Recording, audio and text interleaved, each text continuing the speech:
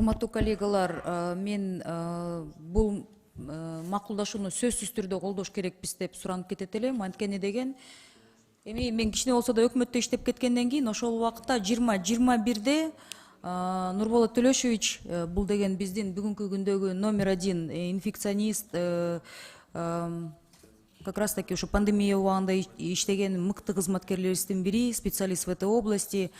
Анан ошол убакта сиздин да менин да эсимде болуш керек, ковид штаммдары келгенде мы не могли их различить, мы отправляли в Российскую Федерацию. Это самая большая трагедия того времени. Ортодо канча биздин жарандарыбызды өтүп кетип жатты да. Бул чоң, абдан чоң мындай кей турган нерсе.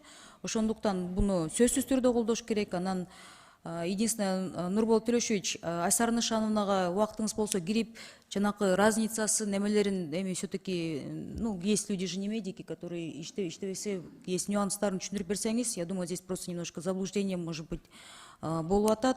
А так, биохимический лаборатория жөнүндө сөз болсо, бул деген жанакы биздин Бишкектеги био лабораториянын убагында чет өлкөлүктөр Запад алып келет деп чоң ызы чогулгон, поэтому бул ошо менен адаштырып атабыз. Кеп бул таптакыр башка нерселер. Бизде жада калса ветеринардык оорулардын лабораториялары бүгүнкү күнгө чейин аныктай турган ошо заманбап лабораториябыз ал жактан да керек. Поэтому бул адам, тем более адамдарда болгон инфекцияда, вот последний ковид штаммдардын, когда пошли штаммы мутировать, биз Кыргызстанда ошону далилдей албай, биз Орус Федерациясына жөнөтүп,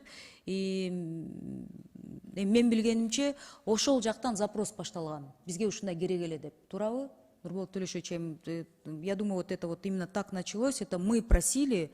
И так как сейчас, видимо, такая уникальная ситуация, что биздики ушундай жакшы бир партнерство болуп атат, ошонун алкагында белгилүү чоң нерселердин аркасы менен мүмкүн мындай пайда сыяктуу бизге болуп калып атат да.